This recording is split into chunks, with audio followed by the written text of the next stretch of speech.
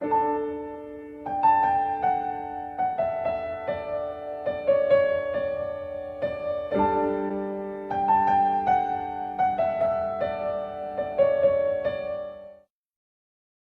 ladies, gentlemen, and others. My name is Dan, the voice behind that Kaito Dan, and welcome to my reaction to episode 2 of RWBY Fairy Tales with The Hunter's Children. But before we get started, as always, please make sure you're watching this episode first through roosterteeth.com to support the show and the fantastic people behind it. It is time for some more fictional fairy tale RWBY goodness, though this time it's going to be a little bit different to last week's premiere episode, as I've already watched this, and I'm not talking about the fact that I've already read the story through this little beauty, but yeah, this was already shown off as the first preview of sorts at RTX earlier this year, so this is going to be more of a rewatch than a reaction. But I'm still going to have plenty to talk about in terms of the short itself, like all the visual stuff and all the audio details and stuff like that. And of course, talking about the story in depth. So be sure to stick around, watch the reaction and the discussion that will be right after this. And this one I'm very excited to get back to because one, I remember really liking the preview version. I don't know if there's going to be like any small changes or whatnot. But yeah, I really enjoyed it the first time watching, and the first time reading it, I very much enjoyed it. I think it was, for me, one of the biggest examples of how layered these fairy tales are. Not just in terms of their in-universe worth, but also a little bit in our universe, and just how much context and content you get beyond the surface layer themes and messages.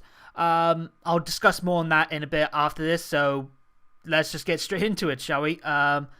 So, yep, ready to go on my end. Count it down with me. 3, 2, 1. Nope. I was just going to say, are we going? Are we good? The Hunter's Children. Long ago, there lived a hunter in the swamps of Mistral. This was no ordinary hunter, though. I remember oh! I'm gonna have something to say about that little detail on his cape. I just turned the volume down a bit.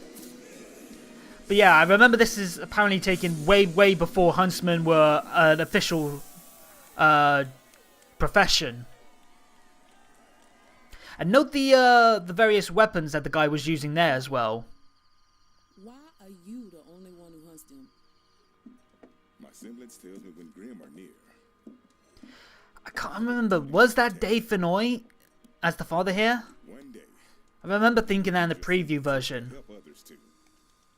Well, that'll be easy because mine's the best.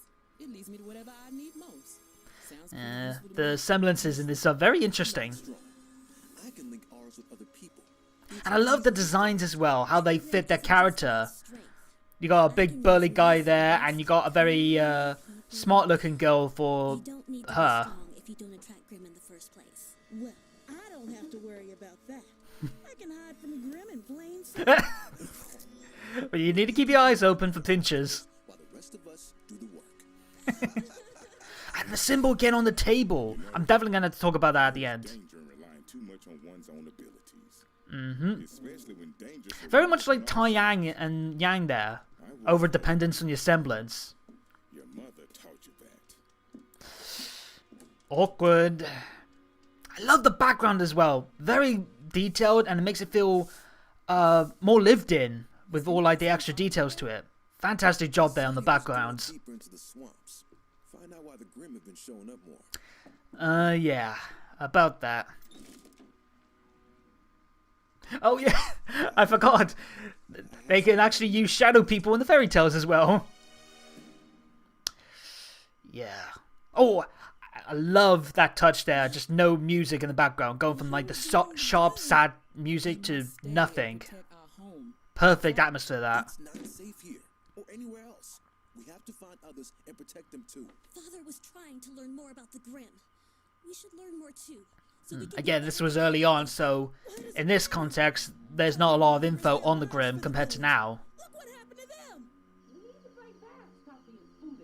As they had countless times before. They argued long into the night. In the end, This is going to create more negativity, so what do you think's going to happen? the oldest daughter took up her father's mantle. She's got the gun. Again, note the weapons that we see here. They're the same ones that the father used earlier, so I love that they teased that early on. And she's got the cape as well, with that symbol that again, I'll talk about in a bit. But the Grimm had already gotten to them. Very dire times outside of the kingdoms, even then. Especially then, I should say, compared to now. Not even his semblance was enough to overcome the Grimm. That's a handy one, that. And I like the fact that he's got like a rope weapon and his semblance links people together. But without confronting them, I love the sketchiness. I'm going on like on so many different tangents, but I love the sketchiness on the Grimm as well. Makes them feel more unnatural compared to the straighter lines that we see for the humans in the background. They feel very unnatural to the world because they're not really supposed to be a thing, or at least they're seen as abnormal to the world. Like, just look at the sketchiness. It works for like the fur effect as well, even in this flat animation. But I love that little extra like detail to make them feel more distinct. Nice landing. They found new prey. Then we should help. Don't worry. We'll find a new home soon. Is that that shadow guy at the front? He looks like Camp Campbell from Camp with the coiffed up hair, I think. Or David. And she's keeping calm.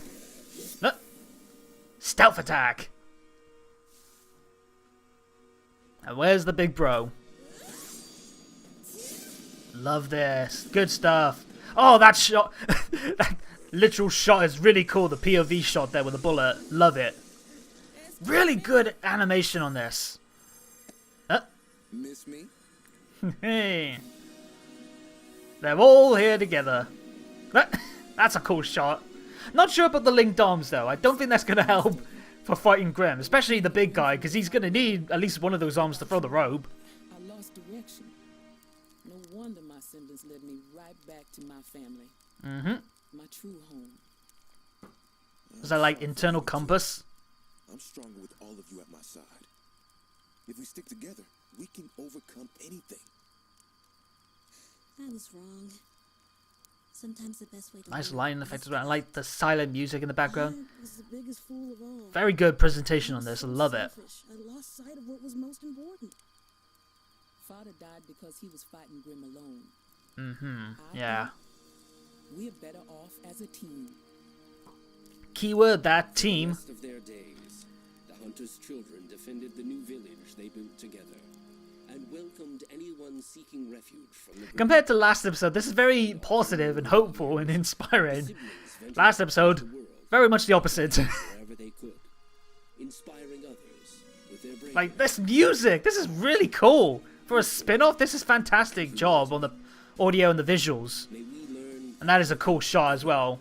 we can surely accomplish more than each of us can alone. And the classic colors, full color swipe there, which is very important, which I'll get into in a bit, but I just want to check the voice actors before anything else. Hey, we hope you enjoyed See if that was the Dave Finoy. To experience more folklore from the world of Remnant, you can Pause actually pick that. up the book that this series was adapted from right now. wherever No, it wasn't Dave Finoy as the father. episodes of the Okay. series as they drop here. Don't... Actually, I was going to say I don't recognize these voices other than Shannon, but I think that the Big Brother's voice actor, Gabe... sorry, the quality of my video is a bit rough, but I think that's the voice actor for Rocklock in My Hero Academia. And now that I'm thinking about it, he actually did sound like it, so actually that's pretty cool. So we got one recognizable new name in there for me. Okay, so that was really cool. Again, I've been looking forward to getting to rewatching this one, and this was fantastic. Again, I loved the presentation in this small episode. Like, even if it is a small episode in a spin-off, they went big in terms of like the visuals, the directing. The music especially was fantastic, like that last bit at the end, and how they purposely time it just right, much like the episode, to fit the scene. Fantastic stuff there. And yeah, there's a lot to talk about. Obviously, the most prominent one is the story of unity, being a team. In universe, this is discussed as a possible inspiration for the four-man teams at the academies. As Ozpin made in his notes, he said that he wonders if the Great King of Vale, the king from the Great War era, was inspired by this tale when he was helping to start the academies. And considering that we ourselves are kind of under the standing that one of Ozpin's past lives was the King of Vale, that was him being a little bit sly, dancing around the fact that, is this an inspiration for what we have in our real world? Yes, it was. At least the belief is, anyway. Which I love that, and I love that you can also take each of the children's main traits and see the major elements behind the huntsman profession. You got bravery with the big sister. You got strength with the big brother. Knowledge, wisdom from the little sister, and humility from the little brother. All elements that many in the world of Remnant would hope to see and hope to instill through the huntsman profession. Great stuff there. And in fact, I very much wonder if this is like one of the biggest fairy tales in universe that inspires many kids in Remnant to become a huntsman. They are inspired by the heroism and the story of unity and how we can make the world a better place working together, much better than we could doing it by ourselves, and also in terms of fighting the Grim. I wonder if that is the case, much like in the way that the King of Vale was inspired to make the four-man team in the first place. And one other element that kind of ties in with this is in Ozpin's notes again, where he says that he kind of hopes that the Four Kingdoms would be inspired by this tale as well. Vacuo, Vale, Atlas, and Mistral, learning that together we can work much better in making this a better world than we can divided, which, boy, if only that was possible at the moment. Very much divided all around is the world of Remnant. And let's go into that symbol on the cape and the table. It's been noted earlier on through the trailer as well that tree is very similar to, or at least it makes us think about the Yggdrasil tree, if you will, from the other world where Team RWBY, Jean, and Neo are currently at in canon. And I wonder if this is like subtly laying some clues to what may be explored there, maybe? I don't know. But it's just interesting that we've got like two notable trees in this short. And considering in the trailer, I remember that similar tree symbol being on a book that it looks like it might be being read by Ozpin. So I wonder if A, Ozpin is reading the story in the shorts, and at the end of the series we'll see him like maybe reading it to students perhaps. And all of these stories are in that book with the symbol on it. And again, B, I wonder if there's going to be any clues that tie into Volume 9 through this series. I don't think there was any of that symbol in the Grimchild. None of it is coming to mind off the top of my head. Maybe there was in the background, I don't know. But it's just interesting that we got that little detail, and I'm definitely going to be keeping my eye out for more appearances of that in future episodes. But yeah, for this one, this was fun to rewatch. Again, I really was excited to experience this story for the third time now. And it's, again, fantastic job on the visuals and presentations. Much love to the RT team, the animation team. And yeah, I just really enjoyed this story. It's one of my favorites. And how much it impacts in universe and how it like makes an extra special impact on us. And I'm sure that's probably going to be the case as well for next week with The Shallow Sea, which is a big fairy tale in regards to the Faunus. But we'll discuss that next time. But for now, let me know what you guys thought about this episode in the comments down below. And while you're at it, hit the subscribe and bell buttons and tick the notification box to make sure you get every new video from me as they drop. And also, follow me on Twitter at ThatKaitoDan for more on anything to do with RWBY, updates on the channel, and more. But until next time, have a good day or good night, and peace out.